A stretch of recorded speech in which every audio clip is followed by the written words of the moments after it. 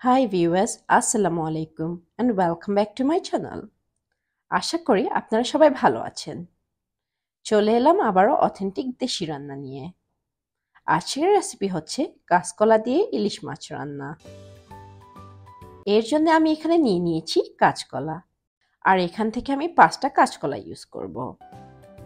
একটা বলে নিয়ে নিয়েছি 2 থেকে 3 কাপসের মতো পানি।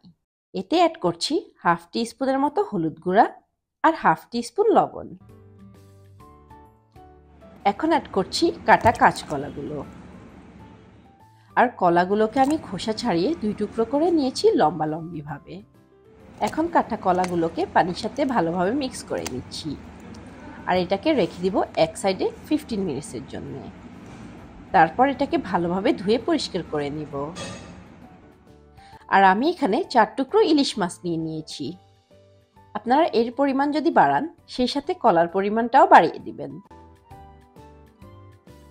এখন যে রান্নার হাঁড়িতে আমি রান্না করব, সেখানে তেলটা দিয়ে দিলাম। প্রথমে 1/4 কাপ পরিমাণ রান্নার তেল দিয়েছি। তেলটা গরম হয়ে গেলে হাফ কাপ পরিমাণ পেঁয়াজ কুচি দিয়ে দিলাম। পেঁয়াজটাকে হালকা বাদামি হওয়া পর্যন্ত ভেজে নিব।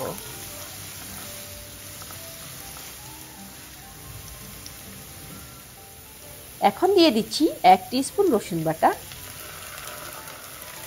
হাফ টিস্পুন আদা বাটা, আর পরিমাণ মতো লবণ দিয়ে নেড়ে চেড়ে দিচ্ছি।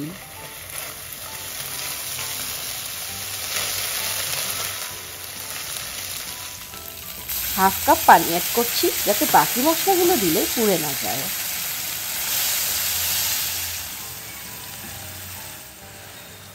এখন অ্যাড করছি 3/4 টিস্পুন ধনে গুঁড়া, 1 টিস্পুন মরিচ গুঁড়া, জিরা গুঁড়া 3/4 টিস্পুন, আর লাগছে হলুদ গুঁড়া 1 টিস্পুন।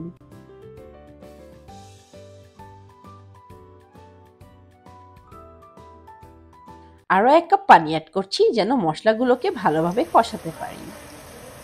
মশলা যখন তেল থেকে আলাদা হয়ে গেছে, এতে আমি দিয়ে দিচ্ছি ইলিশ মাছের পিসগুলি। মাছগুলোকে উল্টিয়ে দিয়ে আমি 2 মিনিটের মতো মাছগুলোকে রান্না করে নিব। 2 মিনিটের বেশি রান্না করার কোনো প্রয়োজন নেই। ইলিশ মাছ হতে তেমন একটা সময়ও লাগে না। আর তাছাড়া পরবর্তীতে আমরা এটাকে আবার তরকারিতে অ্যাড করব। এখন পেঁয়াজ এবং মশলা থেকে আলগোছে মাছগুলোকে উঠিয়ে নিয়ে একটা বাটিতে রেখে দিব, পরবর্তীতে আবার অ্যাড করার জন্য। এখন অ্যাড করছি কাঁচকলাগুলি।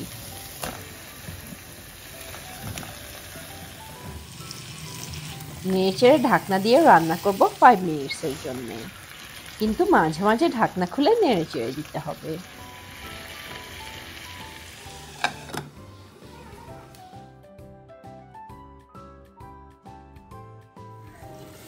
ঢাকনা তুললাম, নেড়েচেড়ে নিচ্ছি। এখন অ্যাড করছি একটা টমেটো কুচি, আর অ্যাড করছি 3 কাপ পরিমাণ পানি।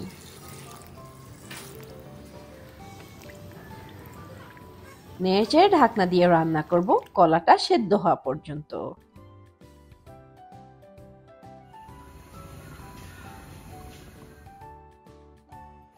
কলা অলমোস্ট সেদ্ধ হয়ে গেছে।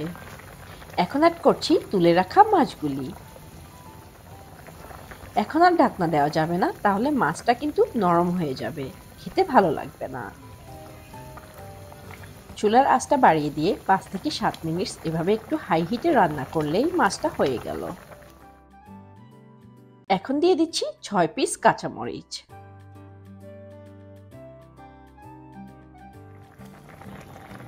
দুই মিনিট রান্না করে আমি এখন হ্যান্ডফুল অফ চপ করা ধনেপাতা কুচি দিয়ে দিলাম। এখন চুলার জালটা অফ করে দিলাম। এই রেসিপিটি এক্স্যাক্টলি ফলো করলে আপনাদের কাঁচা কলার তরকারি আর কখনো পাঞ্চে হবে না, কালচে হবে না, বা কষকষও লাগবে না।